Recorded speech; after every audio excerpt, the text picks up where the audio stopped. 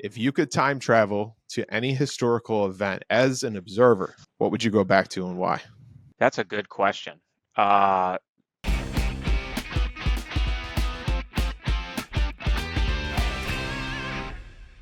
What's up, everybody? Thanks for tuning in to 5 with T5. We're inviting local business owners, community champions, and all-around amazing individuals on to learn about their stories, business, in a quick and effective way. My name is Stephen Turnbull with T5 Insurance, your host. I'm joined by my guest today, Mr. Greg Mattacola. And if you're joining us for the first time, we're going to start with 5 rapid-fire questions, and then we'll get into learning a little bit about our guest today. Greg, you ready to rock? Whew, it's like that's like Wolfman Jack radio voice of old. That's impressive. Hey, we're jumping right into it. Here we go. Yeah. Question number 1. If you could time travel to any historical event as an observer, what would you go back to and why? Jeez, that's a good question. God, I could list 10. You list 10, but you got to choose one. I'm just going to pick Theodore Roosevelt gave a speech at the Sorbonne many years ago. That was the man in the arena speech, right? Mm-hmm. And we've all seen that quote. The credit belongs to the man in the arena whose face is marred with dust and sweat and blood, so on and so forth. Let you never be with those cold and poor, timid souls who know neither victory nor defeat. I would love to have been present when Theodore Roosevelt gave that speech. I love the fact that you had no idea what that question was, and you just riddled that off like it was ready and planned. Yeah, no, I love that. Gettysburg Address would be up there too. I would have liked to have been in that crowd. But yeah, I think I love Theodore Roosevelt, so I'll go with that. All right, question number 2. Your preference: texting or calling? Calling. I'm old. You and I both. My wife, who will be watching this, absolutely drives her nuts because all she says is, "I'm on the phone." I just love being on the phone, but I like talking to people, so I'm with you. Question number 3. If Greg could have an ability, a magical ability, to instantly master a skill, what skill would you choose and why? Another hard one. I've been working really hard on some of my CrossFit movements. I don't know if it would be that, but I think I might trump that with, I would love to just be a really good scratch golfer. I am not. You and I both. And I would love to just have the confidence to be able to walk onto any course in the world and play it, semi-competently. Have the confidence to get up on hole 18 at the Masters and know that you wouldn't kill 10 people that are standing in your way there, and just right, just or the group of people. That island hole at Augusta, or any hole at Pebble Beach, or those links courses. I would love to, if I could choose one skill right now, that might be it. Mm-hmm. Love it. Question number 4: cooking at home or dining out?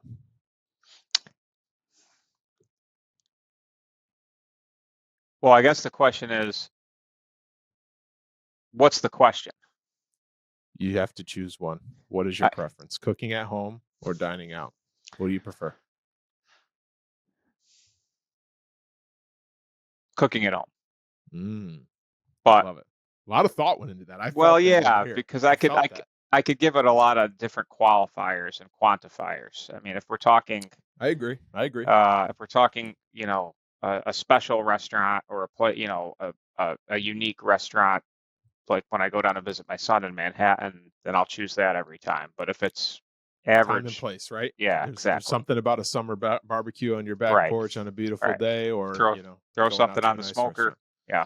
But you're cooking at home. I like it. Yeah. Question number 5, last one. Tomorrow, you can accomplish anything that you've wanted to accomplish. What would that be?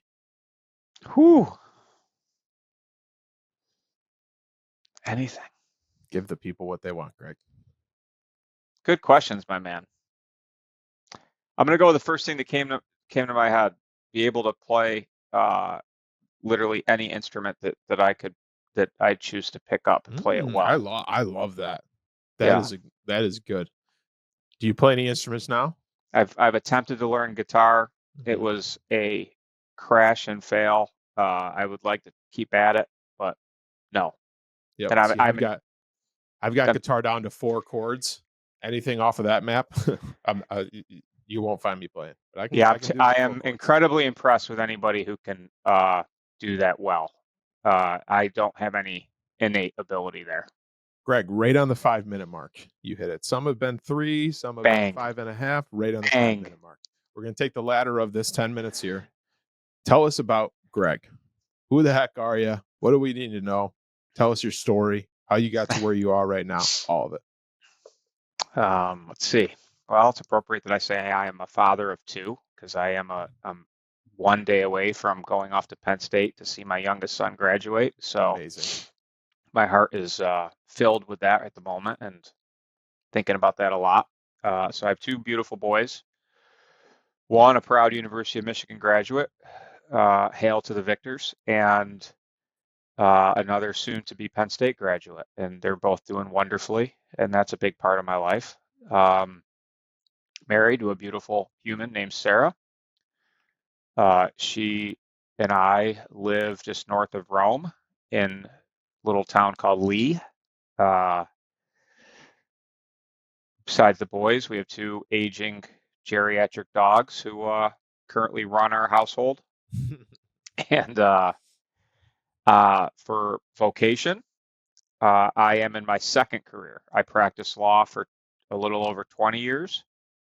And now for the last 7 years, I have been in finance and am a financial advisor for strategic financial services. Let's dive into that. So tell us about the law journey. So was Yeah. that right out of college? How'd that happen? Why'd that happen? What was that about? The law journey, I had always had an interest, but never I wouldn't say that it was a foregone conclusion or burning desire. It was always something I was interested in. And Sure. after college, with an English and political science dual major, I found myself bartending and waiting tables for a year. Was very happy.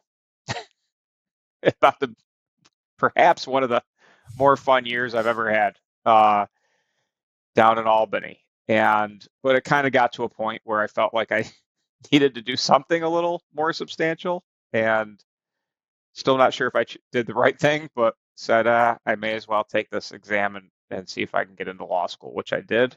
Went on to Buffalo School of Law, did really well there, practiced out in Buffalo for a few years, moved back to the area where we were from, grew up in Rome, and opened up a law practice on a wing and a prayer. Just hung out a shingle in a tiny little storefront on North James Street. No clients to speak of. Grew it pretty quickly and efficiently, I would say, and then bought a building, moved the practice to there, kept building the practice, and did that for 15 years. Let me stop you there for a second. Yeah. How old were you when you started the law practice? Let's see here. I got to work backwards. Like 32. Okay. So we're similar. I started the agency a few years ago. I'm 29. Because let me say, I came out of law school age 27. Practiced in Buffalo 3 or 4 years. Moved back to Rome. Yeah, 31. I'd say the law practice. 31. I wanted to dive into that because people know that starting a business is hard. Any business, doesn't matter what you do. Being a business owner, whatever it is, everyone knows that. I think there's a special percentage of those people that truly understand, that have done it, or for just for 60 seconds, tell us what that was like, hanging the sign, starting at 0. I'm doing this. I believe in myself to do this. I made the decision that I'm doing this, and I'm not looking back. I mean, exciting, terrifying, fulfilling, fun, all of those things. I had a young guy working for me. Shout out to Keegan. He's out in Charlotte now. He's still he's a professional paralegal, and he started his life with me as an unpaid intern. He said he was looking. He had just graduated from college, and he wanted to work in a law firm. This occurred over cocktails, and I said, "Well, turns out I'm starting a law firm in a couple weeks. We're opening up." I said, it's me and a storefront by myself with no clients. You can come aboard, but I can't pay you. I said, as soon as we start making some money, I promise I'll pay you. And Keegan was there on opening day, It's and awesome. we opened up and kind of looked at each other and said, now what? Yep. Yep. And we just But you went out figure it and out, right? You yeah, figure went it out out. and figured it out. That's right. Hustled clients, put the word out, and one becomes two, two becomes four, so forth. And Yeah. Well, yeah, what I love about that story, and one of our core values of T5 Insurance is make an impact. And we're going to continue to build on that and the different messaging that we have. But you were able to make an impact directly in his life because you gave him the opportunity, right? And I think that's the biggest takeaway from that story is whether you're paying him at first, whether or not he came to you and said, hey, I'm looking for this. You said, good, I have that. Get on my bus. And here's the opportunity. And now he's in Charlotte, I think you said, doing, that yeah, same he's doing field well. and loving it and doing well. So hats off to you. Let's pivot on that. Tell us about the career jump to career number 2.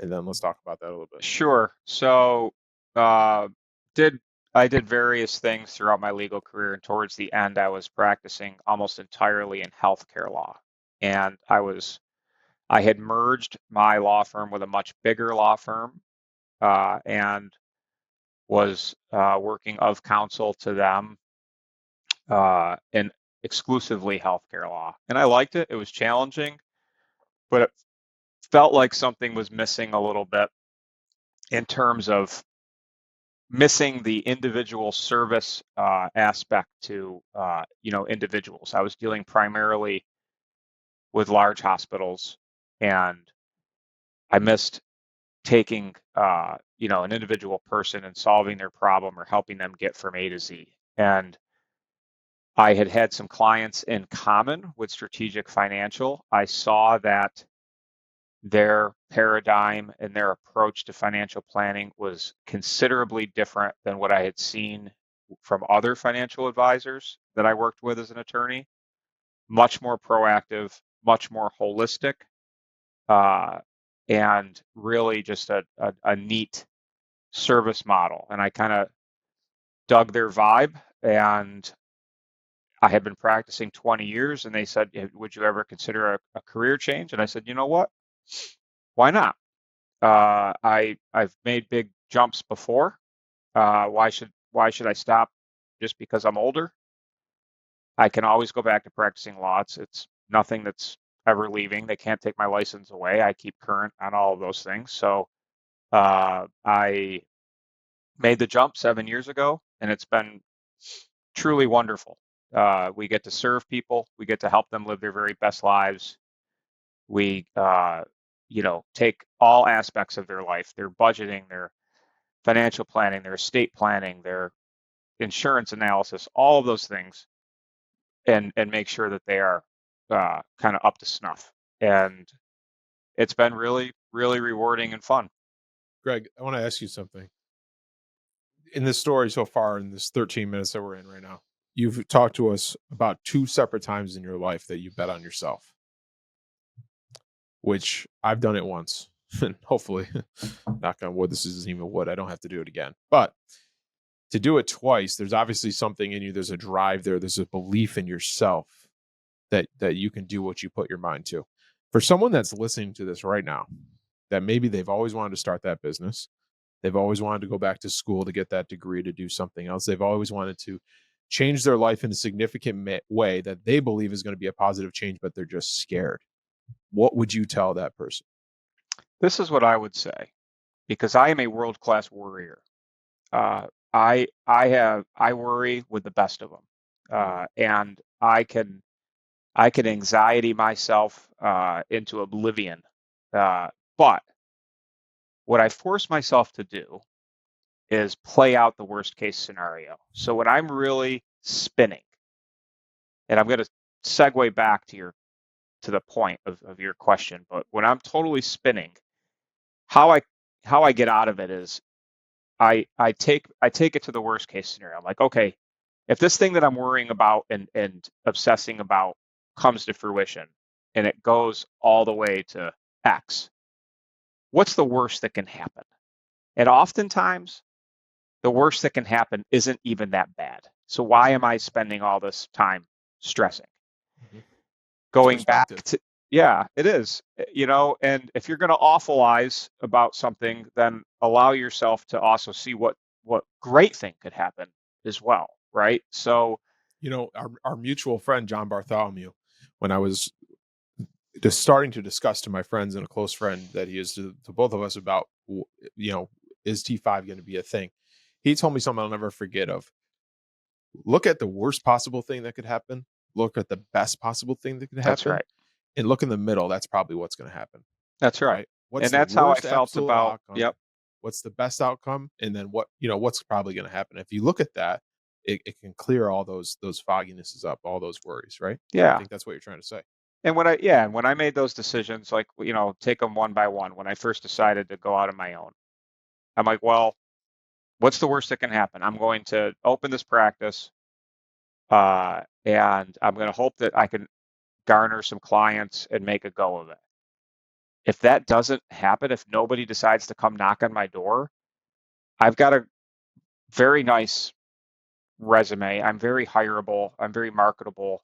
I can always go work for somebody else. So Mm, I'm not, I might be out 10, 20, 30,000, whatever the, initial investment was to get the place up and running, but you can come back from that, yep, right? 100%, And then 100%. same with the switch 7 years ago. I said to myself, listen, you've been doing this 20 years. You know how to practice law. You know how to do it well. You know how to get clients and be profitable. Try this new thing. See if you like it. If you don't, you can always go back to practicing law. And I think if you yeah, it's a big step, and saying yes to something brand new, or hey, I'm going to go from a job to no income, Mhm. or I'm going to go from Scary. an established career to something entirely new. Yeah, risky, but it, you got to know yourself and know what your Mhm. strengths are, and know that you can come back from it if things go bad. And more often than not, if you're giving it your all and approaching it with honesty and hard work, it's not going to go bad. Beautiful. Greg, we got to wrap this puppy up. We're 2 minutes overboard. We're in overtime here, but that was all fantastic. And I didn't want to cut you off. Greg, real quick, 20 seconds. How can people get in touch with you? How can they learn more? How can they follow your journey? Sure. I'm not a huge social media guy, but you can find me on LinkedIn. And you can also just reach out to me at Strategic Financial Services. We have offices in Utica, Rome. I would love to chat with you. Awesome. Greg, thank you for taking the time. We really do appreciate it. Everybody, that is a wrap for today's episode of 5 with T5. Hope you enjoyed this conversation with Greg. Be sure to check him out. Make sure to subscribe on our YouTube channel and Facebook page at T5 Insurance. Until next time, remember the power of connection and learning from one another is what makes our community thrive. And most importantly, remember to make an impact today in someone's life, even if that's your own. Stephen Turnbull here with T5 Insurance. We'll see you next week. Take care.